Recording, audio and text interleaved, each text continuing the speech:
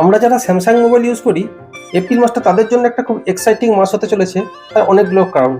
তার প্রধান কারণ হচ্ছে 7 এপ্রিল থেকে স্যামসাং তাদের iOS 7 এর স্টেবল আপডেট রোল আউট শুরু করেছে। এছাড়াও এই মাসেতেই এসে গেছে গুগলের তরফ থেকে গুগল সিকিউরিটি আপডেট। অ্যাকচুয়ালি আমরা যারা স্যামসাং মোবাইল ইউজ করি তারা দুদিক থেকে সিকিউরিটি সাপোর্ট পাই। স্যামসাংয়ের তরফ থেকে আমরা প্রত্যেক মাসে একটা করে সিকিউরিটি প্যাচ লেভেল পাই, আর গুগলের তরফ থেকে একটা আপডেট সিকিউরিটি পাই। তার কারণ যেহেতু এটা অ্যান্ড্রয়েড সিস্টেমের মোবাইল, তাহলে এই যে আপডেটটা এসছে এটাকে আমরা এখন ইনস্টল করে দেখে নিই কী আসছে এটাতে। আর এই গুগল সিস্টেম আপডেটটা স্যামসাংয়ের বেশ কিছু মোবাইলে এসে গেছে। আপনার এসেছে কিনা আপনি একবার চেক করে নিন।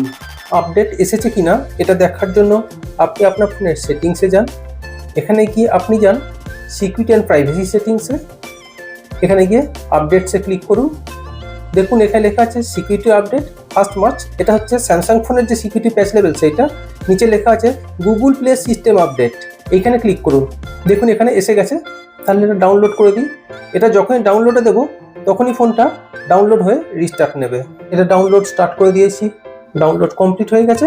এটা রিস্টার্ট করার পর এটার এফেক্ট আমরা পাবো। তাহলে রিস্টার্ট করে দিচ্ছি। আপডেটটা ইনস্টল হয়ে ফোন রিস্টার্ট হয়ে গেল। এবার সিকিউরিটি অ্যান্ড প্রাইভেসিতে গিয়ে আপডেটটা দেখুন 1 মার্চ 2025 এবং সিকিউরিটি আপডেট সেটাও 1 মার্চ 2025। এই গুগল সিকিউরিটি আপডেটটা শুধু যে S25 সিরিজ যে এসেছে সেটা না, আপনি S22 সিরিজেও যদি চেক করেন এখানেও আপনি দেখতে পাবেন আপডেটটা এসে গেছে। এ দেখুন আপডেটে ক্লিক করছি। এ দেখুন Google Play system update 1 March download আর ইনস্টল। তাহলে এটা তো আমরা ডাউনলোড আর ইনস্টল করে নিচ্ছি। এটা সাইজ হচ্ছে 91 MB। ভিডিওটা কেমন লাগলো অবশ্যই জানাবেন।